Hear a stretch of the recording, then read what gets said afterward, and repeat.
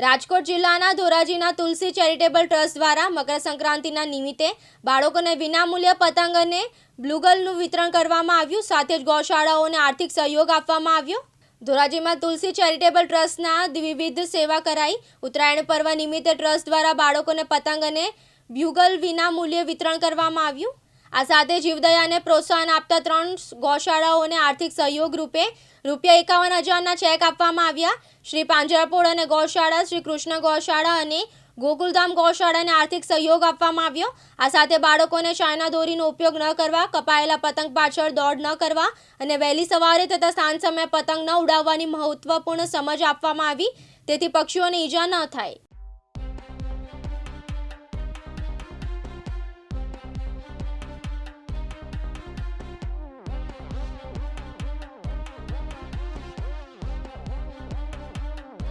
રાજુ બાલદા, પ્રમુખ શ્રી તુલસી charitable trust Dhoraji.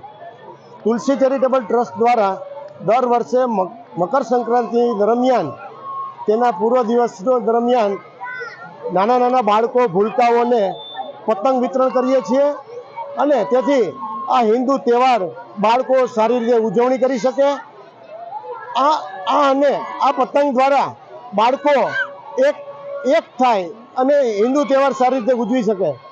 પતંગ વિતરણ માટે અમે દર વર્ષે રાહત દરે ફટાકડાનું વિતરણ કરીએ છીએ દિવાળી દરમિયાન, અને તેમાંથી જે કંઈ નફો થાય તે નફાના ભાગરૂપે દર વર્ષે અનેક સેવાકીય પ્રવૃત્તિઓ કરીએ છીએ, જેમાંનો આજના દિવસે બાળકોને પતંગ વિતરણ તેમજ ધોરાજીની ગૌશાળાઓને ₹51,000નો આર્થિક મદદ રૂપે ચેક આપેલ છે, જેથી કરીને ગૌશાળાઓનો પણ, ગાયોનો પણ એક સારી રીતે ઉછેર થાય।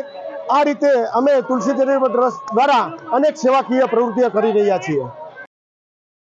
વિપુલ ધામેચા, દિવ્યાંગ ન્યૂઝ, ધોરાજી, રાજકોટ।